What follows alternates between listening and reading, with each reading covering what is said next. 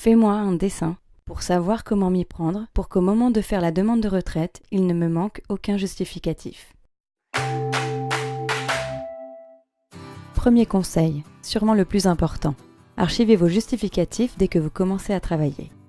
Vos bulletins de salaire, vos attestations d'indemnité journalière pour les arrêts maladie, vos certificats de travail, vos attestations de Pôle emploi.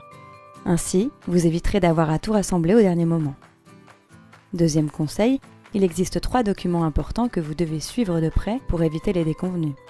Le relevé de carrière reprend par régime tous vos droits acquis au cours de votre carrière.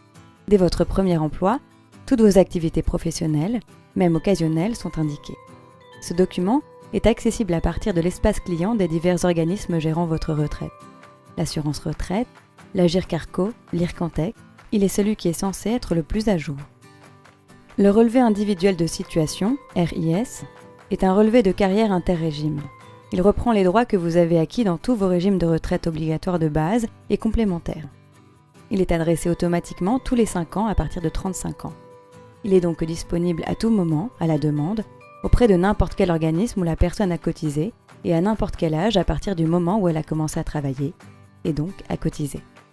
L'estimation indicative globale, EIG, est un document complémentaire qui donne une estimation du montant de votre retraite des régimes de base et complémentaires. Comme le relevé individuel de situation, l'estimation indicative globale est adressée tous les 5 ans, mais à partir de 55 ans.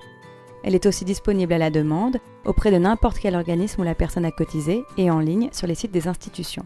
En conclusion, on ne dira jamais assez, dès que vous commencez à travailler, archivez vos justificatifs.